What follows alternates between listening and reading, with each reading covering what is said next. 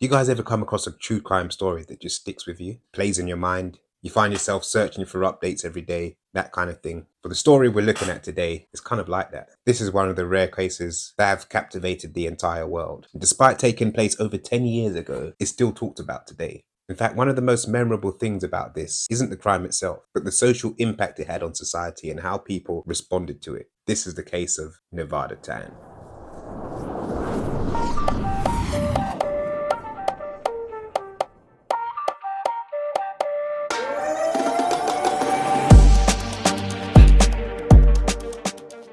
The year was 2004, a time when social media was barely a thing and the internet was still run by forums and messaging boards. In the city of Sasebo on June 1st, 2004, it looked like it was going to be any other day. That morning, the streets bustled with cars on their way to work and kids headed off to school. Nobody suspected that when they sent their child off to class that day, it might be the last time they'd ever see them alive. But that day, there were two families about to have their lives changed forever. Natsumi Tsuji and Satomi Mitarai were both known to be good friends. They shared a lot of the same classes and played together on the school basketball team. However, what few people knew was that a feud had started between the two elementary school students just days before. Back in 2004, when you couldn't talk to your friends on social media, people made messaging boards to talk outside of school. They weren't nearly as sophisticated as the social media apps we have today, but they got the job done. This was also the birthplace of online problems. Satomi had said some pretty nasty things to Natsumi on one of these boards, making comments about her weight and calling her a goody-goody in class. Now, kids fight all the time, right? But by recess, it was all totally forgotten about. That wasn't the case for Natsumi. What her mum didn't realize that morning when she kissed her daughter goodbye on the way to school was that Natsumi had a secret in her pocket. She was carrying a concealed box cutter. The first part of the morning went on as normal. Both girls went to class and nothing seemed out of the ordinary until lunch break, when Natsumi asked Satomi to come with her to an empty classroom. As soon as the two were alone, Natsumi lunged at the girl who used to be a friend. She stabbed her arms multiple times and eventually cut Satomi's throat, an injury that would result in the end of her life. Natsumi stayed to watch Satomi die. Standing over her, she bled out onto the classroom floor. After she stopped breathing, Natsumi kicked her in the head just to make sure she was truly gone. Still holding the box cutter and covered in blood, Natsumi left Satomi in the classroom and returned to the one they had just come from, where everyone was still having lunch. When her class and teacher saw Natsumi covered in red, they all assumed she'd hurt herself. That was until she said, "This is not my blood."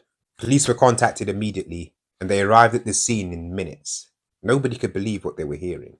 Obviously, murders occur throughout Japan, but rarely did they happen in places like Sasebo, and almost never by kids. When they arrived, they found that Natsumi had drawn the curtains to the classroom before she lured Satomi in.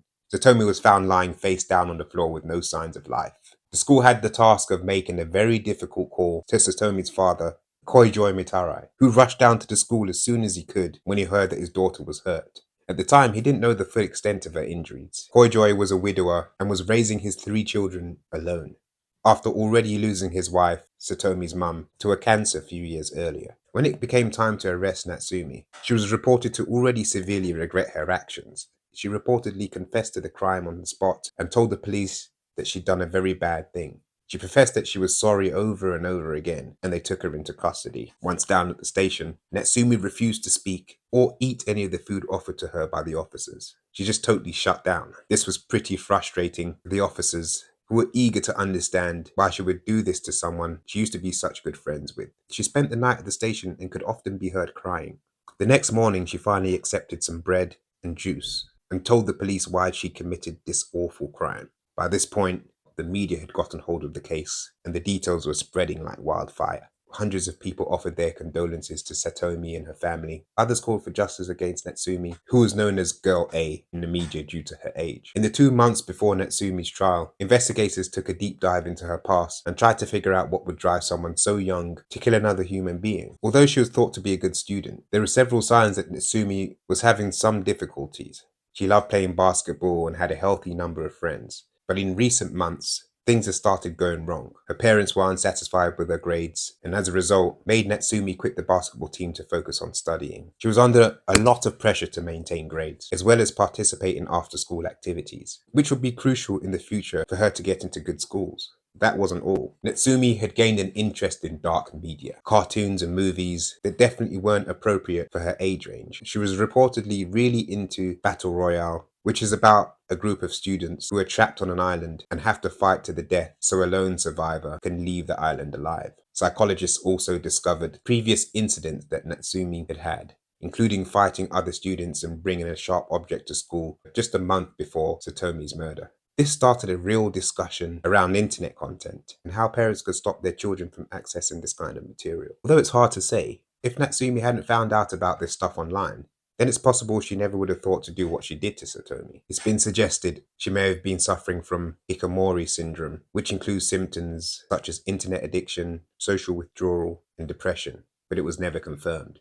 On September 15, 2004, a Japanese family court ruled that Natsume should be institutionalized. Despite not being diagnosed with any psychological illness, the severity of her crime led the court to overlook her age and consider how dangerous she was to society, and whether there was any hope she could be rehabilitated. Her original sentence was 2 years in an institution in Toki Prefecture, but this was extended by a further 2 years at her hearing in 2006. In October 2005, Natsumi and Satomi would have been graduating from elementary school with the rest of their class. They were still awarded graduation certificates. This was controversial, as many believed Natsumi should not have received a certificate. But this was a move by the court, who wanted to give Natsumi a chance to enter society as a proper citizen in the future. In 2008, Natsumi was released from the custody of the institution and placed under house arrest. In 2013, she was fully released into the care of her family, who moved to an unknown location in Japan. She continues to live as a free woman today,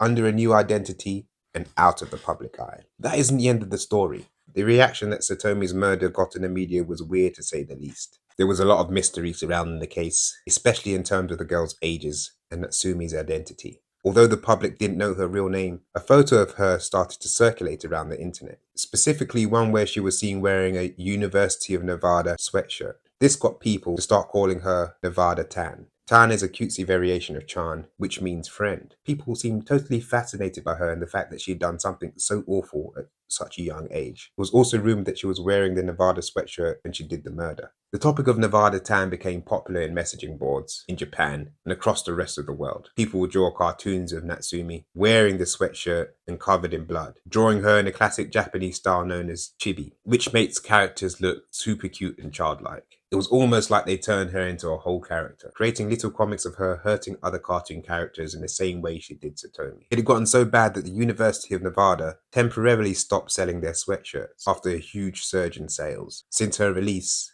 many have tried to uncover her new identity and track her down, but so far, no one has been successful. I hope that one day the whole trend stops. It's like everyone forgot that Natsumi isn't a fictional character, and neither was Satomi. She really died. Wherever Natsumi is, I hope that she was rehabilitated, not necessarily for her sake, but for the safety of the people out there who don't know about her past or what she is and what she's capable of. What do you guys think of the case? Do you think Natsumi knows about her internet fame? Drop a comment, drop a like. Stay safe, stay well, and I'll catch you in the next one.